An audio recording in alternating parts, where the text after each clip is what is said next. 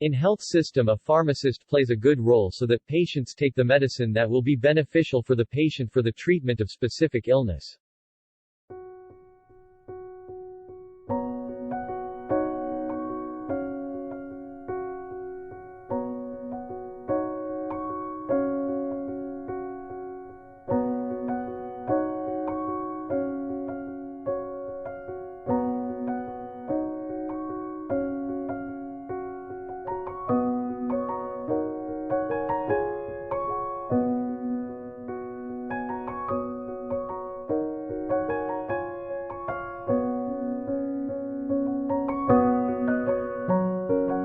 We will discuss different parameters of drugs. 1. General information of drug. 2. Pharmacology of the drug. 3. Indications of the drug, uses. 4. Dosage of the drug. 5. Interactions. 6. Contraindications. 7. Side effects. 8. Overdose. 9. Available brand names. 10. Dose adjustments in diseases.